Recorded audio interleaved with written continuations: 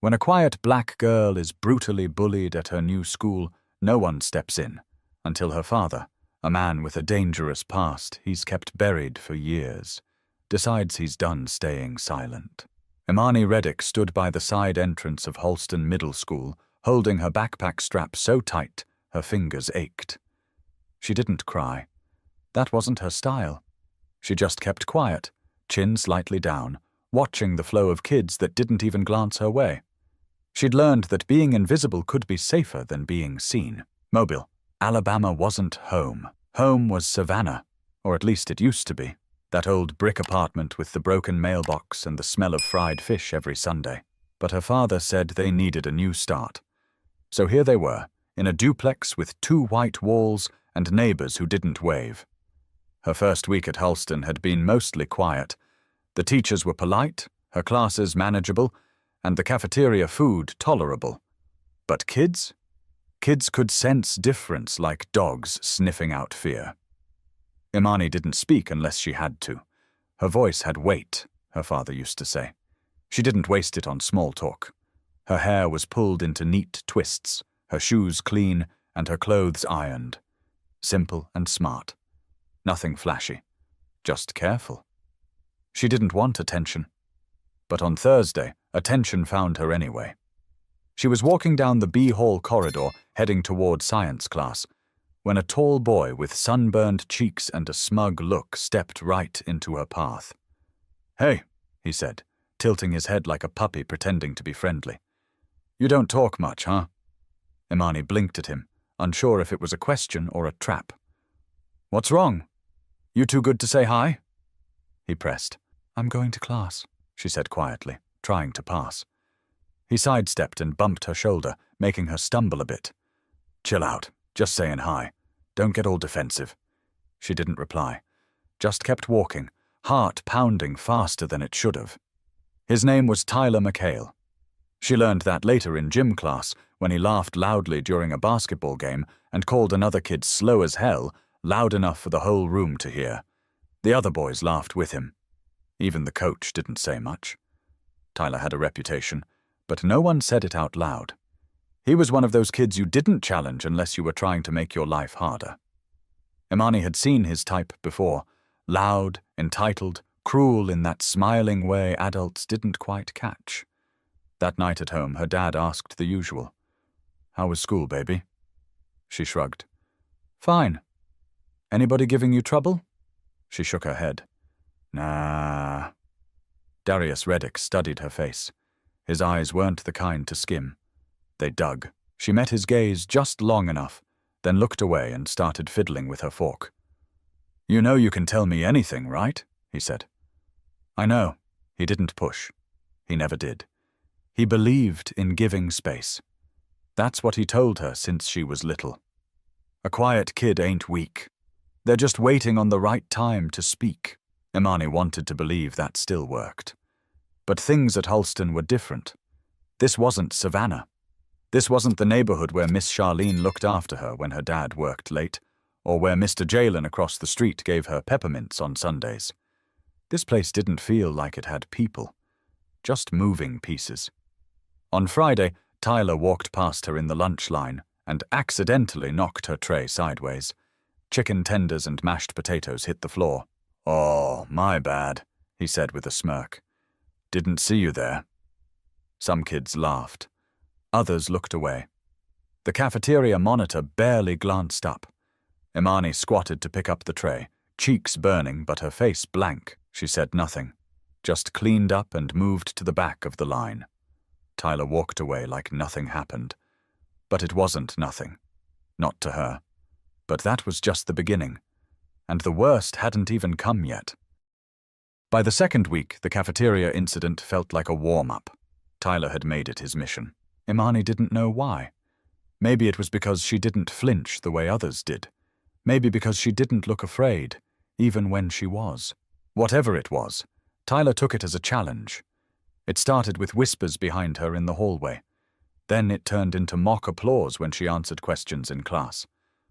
When she scored high on a pop quiz in English, he asked loudly, "What's she trying to prove? Trying to be the teacher's favorite or something?" One day in gym, she was last to be picked for teams. Tyler, standing next to the kid choosing, leaned in and muttered, "She probably don't even sweat like the rest of us. Bet she thinks she's too good to stink." He said it loud enough for 3 other boys to hear.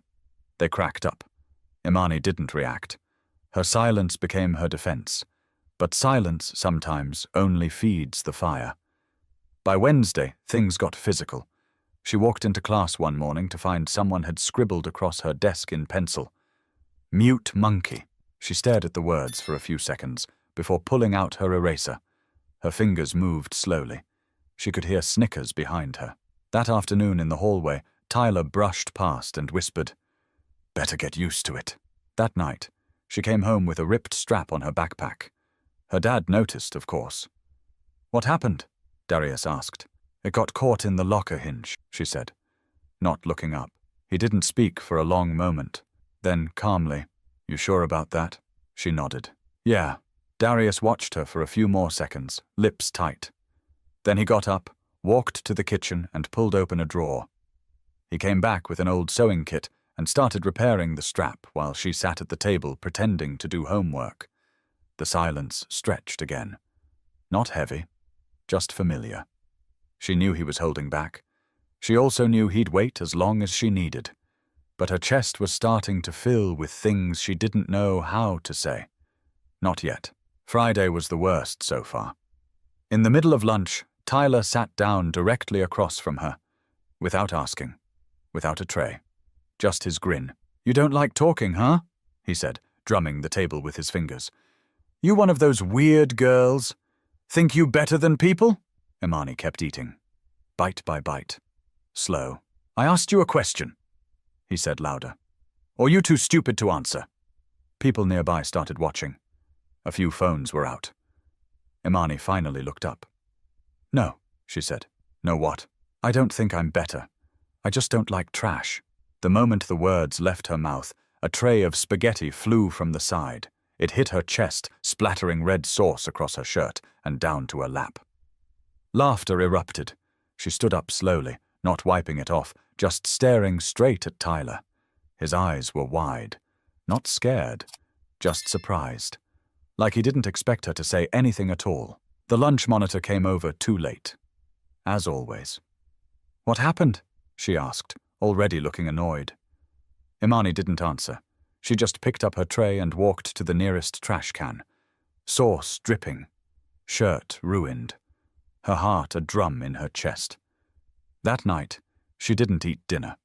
Her father knocked twice on her door before pushing it open. She was sitting on the floor, changing the shirt in her sketch pad, drawing thick black lines over what used to be white cotton. "Baby girl," he said quietly. She didn't answer. He came and sat beside her. "I've been keeping my peace," he said. "Trying to let you breathe, give you time. But I know something's going on, and I ain't the type to just sit back while my daughter's hurting." She looked at him, her voice barely a whisper. "I can handle it." "I know you can," he said. "But that don't mean you should have to." But what he didn't know, what neither of them knew, was how close things were to going completely off the rails. It happened the following Tuesday. The school day had dragged on like wet clothes. Imani kept her head down, stayed in the back of classrooms, and avoided the cafeteria altogether. She'd learned which bathrooms were usually empty, which hallways had working cameras, and which ones didn't. But you can't plan for everything. After 6th period, she was walking down the east hallway. Bare walls, broken lockers, no foot traffic. Her backpack weighed heavier than usual, not from books, but from everything she was carrying inside. Anger, shame, and that quiet thing she couldn't name that sat behind her eyes and made them sting sometimes for no reason. Then she heard it. Footsteps behind her. Fast. She didn't turn, just walked quicker. But then the shove came. Hard. Her shoulder smacked the metal lockers. Her bag slid off her arm and hit the floor. "What's your problem, freak?"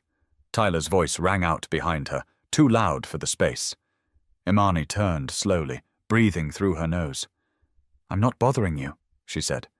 "You think you can disrespect me in front of everybody and get away with it?" He stepped closer. "Go away, Tyler." "Or what?" I'll tell someone." "Oh yeah?"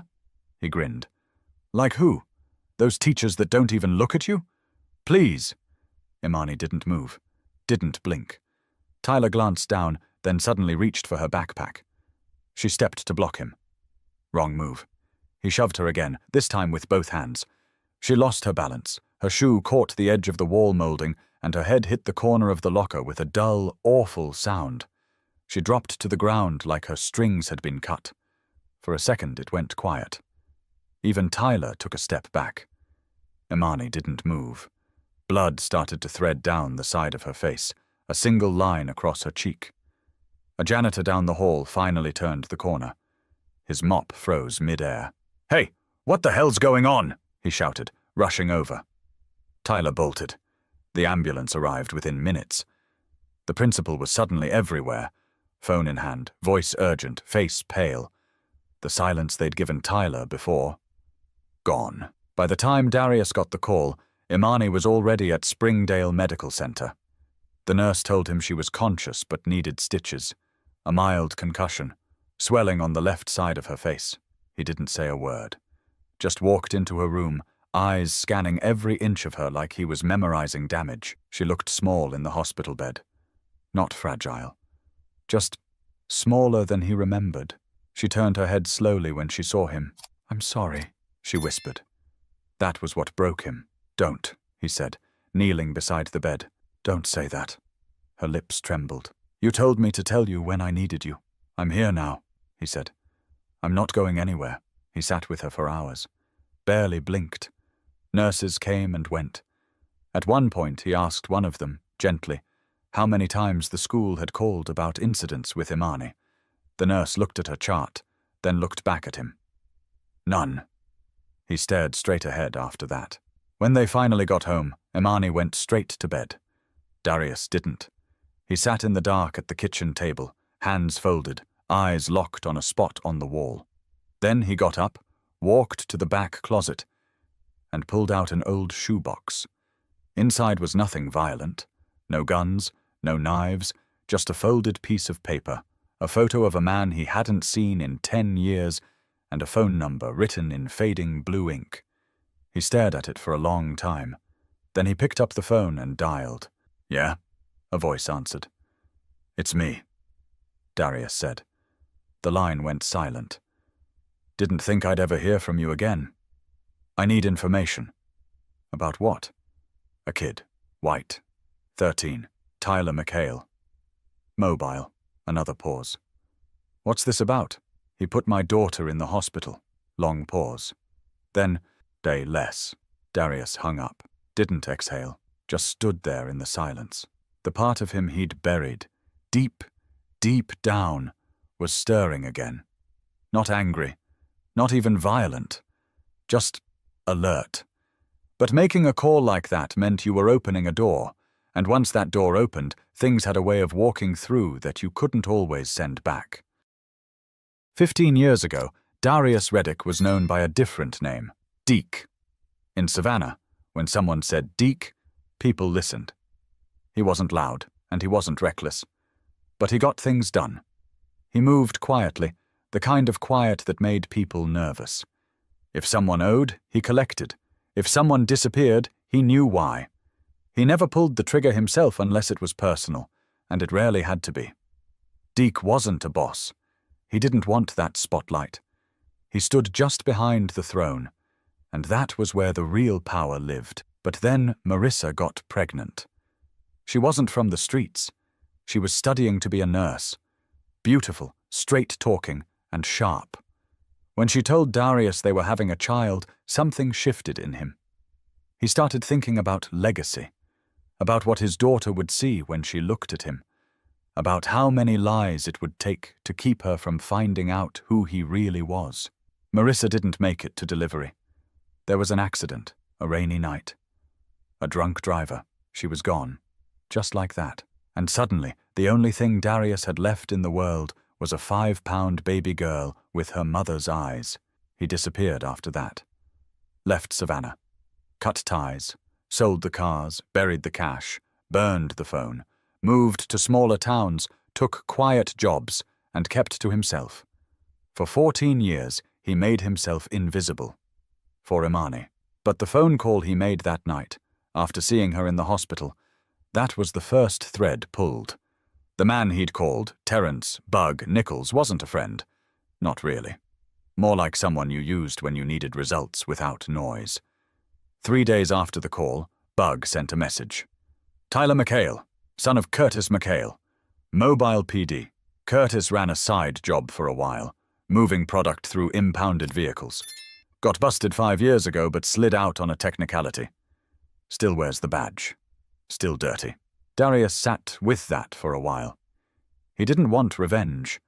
This wasn't about hurting some kid, but knowing that the father was a man who used his badge to bend people, that was different. That meant Tyler was playing tough because he never saw consequences, because someone had taught him there weren't any. And that made Darius angry in a way he hadn't been in a long time. He drove across town that night, parked a few blocks from an old warehouse by the train yard. Knocked once, then twice, slow. Bug answered, face older, body thicker. But those eyes, still cold. Thought you were out for good, Bug said. I was. Bug gestured for him to come inside. So, what changed? Darius looked around. Metal shelves, old crates, a faint hum of radio static in the corner. I need to scare somebody. Bug raised an eyebrow. Scare. I want the message to land, but no blood. Bug chuckled. That ain't your usual style. I'm not that man anymore. Bug looked at him for a long second, then nodded. All right, I got someone who owes me. Real discreet. Ex-military, now works security. He'll leave a note they'll remember. No threats, no harm. Just presence, Darius said. Bug smirked. You want to haunt the man. Exactly. 2 days later, Curtis McHale came home to find his front door slightly ajar. Inside, nothing was stolen. But every drawer had been opened. His framed awards placed face down, and a single Polaroid photo sat on his recliner, an image of Curtis from 5 years ago, hands cuffed, head down, flanked by officers. On the back, a simple sentence. Your kid is next if mine gets hurt again. Curtis didn't call it in. He knew better. This wasn't something you reported. That same week, Tyler stopped coming to school. No announcement, no goodbye. Imani noticed his absence but said nothing. She was back in class. Head high. Quiet, but not hiding anymore. But Darius knew that when you stir the past, it doesn't always go back to sleep. Sometimes it wakes up angry. The house phone rang just after 11:30 p.m. Darius rarely answered unknown numbers, but something in his gut told him to pick up. He didn't speak, just waited. A low voice came through, familiar, dry. You made noise, Deke. Darius didn't reply right away. Then, I asked for silence. Just presence, the voice chuckled. Yeah, well, some presence echoes louder than you think. Darius pressed the phone tighter. Who is this? You remember Devon Mars? That name hit like gravel in his throat. Devon Mars had once been a problem solver in Savannah. Ruthless, meticulous, and addicted to power. Darius had crossed him once, years ago, when Mars got too close to someone Darius cared about. It had ended in a standoff that was never spoken of again. Until now. What about him? He's in Pensacola now. Real estate, nightclubs, politics too. His kid goes to Halston Prep. Word is he's heard your name again. And he's not happy. Darius sat back in the chair, the kitchen clock ticking behind him like a countdown. I'm not in that world anymore. Then why's your name moving through it again? Click. The line went dead. For the next hour, Darius sat in silence, mind spinning. Devon Mars didn't forgive, and he didn't forget. If his name was being passed around, that meant others were listening too. It wasn't just about Tyler anymore. It was about what people thought Darius might become again. The very idea of it made his stomach turn. He thought about Imani, how she used to fall asleep on his chest, how she'd learned to walk with her arms out like wings. He'd promised her a different life, a quiet one. But quiet wasn't always safe. At school, people noticed Imani was walking a little taller. She didn't smile much, but her silence now felt different, less like retreat, more like strength. Her teacher, Ms. Kendrick, pulled her aside after class. "I just want to say, I'm sorry we didn't do more." "We should have," Imani looked her in the eye. "I'm not waiting for anyone else to do the right thing anymore." Ms. Kendrick paused. "You're stronger than you know." But strength alone wasn't enough. That Friday, a black SUV with tinted windows pulled up outside the school just as the final bell rang. It didn't belong to any parent. And it didn't leave. Imani noticed it. Her stomach twisted, not from fear, but recognition. She didn't know who, but she'd seen a car like that before, back in Savannah. Outside her grandmother's funeral, she told her father that night. Darius didn't ask questions. He just stood, walked to the back room, and took the phone from a drawer. This time he didn't call Bug. He called someone else. A woman answered. Her voice was rough, like gravel and whiskey. "It's been a long time, Deke." "Too long, Tanya." "I heard you went soft." "I did, on purpose." She laughed once. "That's good, but now you're calling. I need eyes on a vehicle, black SUV, tinted, Florida plates, sitting outside Holston Middle School." There was a pause. Then, "I'll have something for you tomorrow." That night, Darius sat by Imani's bedroom door. Not because he didn't trust the locks, because it was the only place he felt he could breathe. The next day, Tanya called back. "Vehicle's tied to Mars nightclub. Not registered in his name, but his driver uses it. Imani's school isn't on his usual route." Darius swallowed hard. "He's not making a move. He's sending a message. Or waiting for you to." That afternoon, Darius drove to Pensacola. No guns, no threats, just an old envelope with a picture of Marissa, Imani's mother. He handed it to the security guard at Mars's club. "Tell him Deke said this is all that matters now, and if anything touches her, I won't come to talk." The guard didn't speak, just took the envelope and backed away like it was radioactive. Darius didn't wait for a response. He drove back home in silence. But when men like Mars feel challenged, they don't let it go. They look for weak spots, and Darius had only one. It started with a package. Small, plain, no return address. Sitting on Darius's porch 2 mornings after his trip to Pensacola. He knew better than to touch it right away. He looked it over, studied the corners. No wires, no weight that felt off. Still, he opened it outside, slowly, with a pocket knife he hadn't used in years. Inside was a USB drive. Nothing else. He took it inside, plugged it into the old laptop he kept offline. The screen lit up with one single video file. Property. He clicked. Footage started rolling. Grainy security footage from a grocery store parking lot. Imani standing near the front entrance, scrolling her phone. Then a figure steps into frame. Doesn't approach her, doesn't speak, just stands across the lot, facing her, watching. Then walks away. The camera pans and follows him. White man, shaved head, blue jacket. A face Darius recognized. One of Mars' old enforcers. Still breathing, apparently. There was no threat spoken. None needed. The message was clear. We can reach her any time. Darius closed the laptop and stood still for a long while. Then he walked into the bathroom and stared at his reflection. He didn't look like Deke anymore. The beard was streaked with grey. His hands looked heavier than they used to, but something inside him, something cold and sharp, was still intact. He picked up the phone and made one final call. "I need all of them in the same room," he said. 3 hours later, he was in the back room of a car shop in Foley. 5 men sat around him, each one with a past they didn't put on paper. "Tell me why we're here," one of them asked. "They threatened my daughter," Darius said. Nobody asked for proof. Nobody questioned his tone. "They want to scare me into silence, but I've stayed silent for 14 years. That's enough." "So what's the move?" Darius leaned forward. "We don't go to war. We go to roots. Every man Mars is connected to. We put light on them. Their records, their deals, their back channels. We leak everything. You trying to destroy him? No, Darius said. I'm reminding him that just because I walked away doesn't mean I forgot how to play. The men nodded. Over the next 3 days, Darius orchestrated a quiet demolition. Public records sent to journalists, photos sent to wives, hidden accounts reported to the IRS. One of Mars's clubs suddenly got flagged for health code violations. Another lost its liquor license overnight. It was all done quietly, legally. But the message was loud. By Friday, the SUV stopped showing up at Imani's school. Mars went quiet.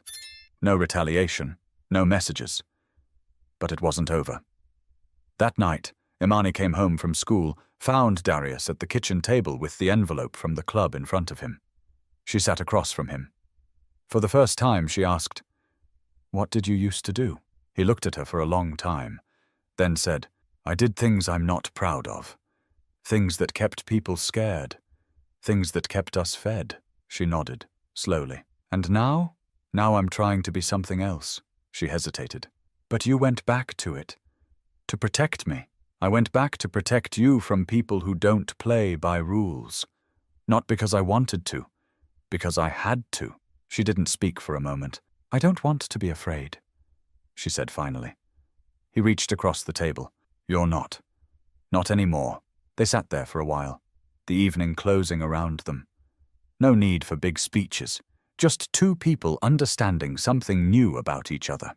The next week at school, Imani volunteered to read her essay aloud in English class. Her voice didn't shake. It was about courage, not the kind in movies. The kind where you show up anyway, speak anyway, stay standing when the world pushes you down. After class, Ms. Kendrick gave her a small smile. "Proud of you." Imani smiled back, small but real. But Darius knew that peace bought this way always comes with a cost. He just hoped he'd paid enough.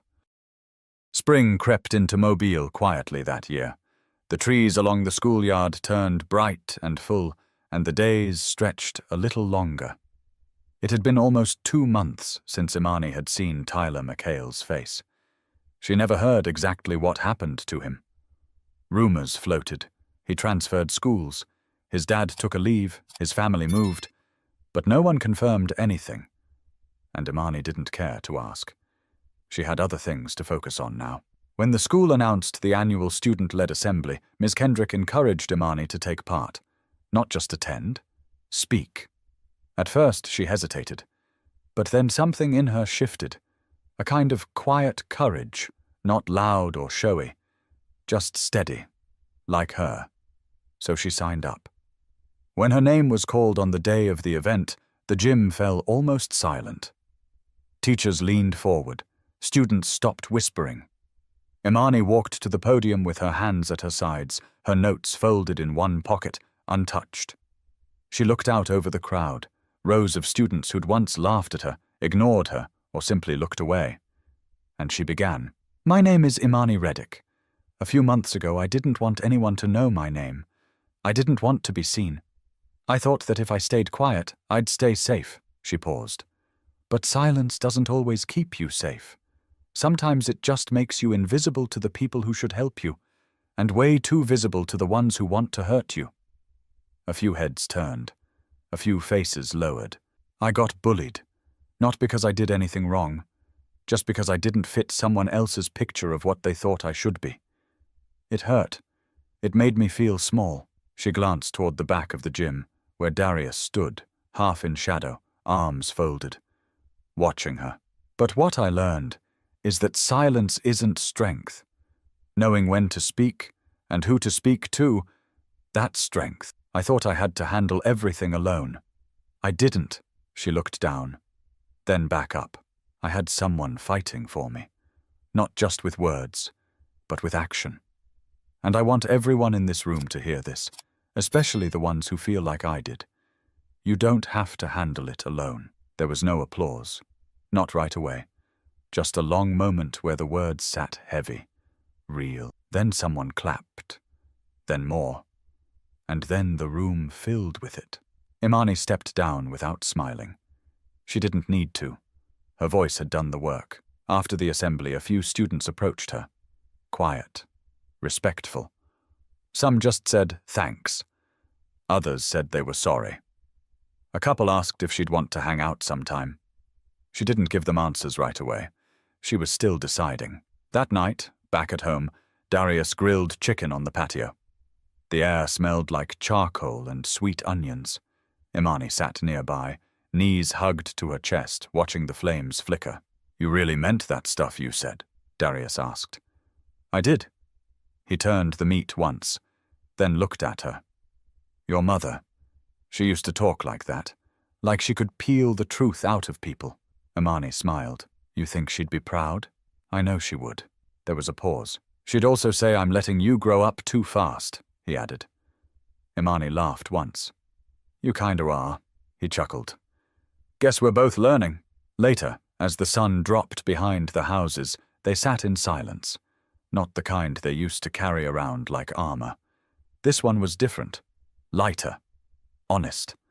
Imani didn't need her father to be perfect. She just needed him to be present. And Darius, for all he had done and all he had buried, knew that protecting her didn't always mean hiding the past. Sometimes it meant owning it, so she wouldn't have to. Life doesn't give you a clean break from the things that hurt you, but it gives you a choice. Stay silent or speak up. Walk alone or take someone's hand. Imani chose to speak, and Darius chose to listen. That's how they healed. Together. If this story meant something to you, don't forget to subscribe for more. Every story we share is about real choices, real people, and the strength it takes to move forward, no matter where you started.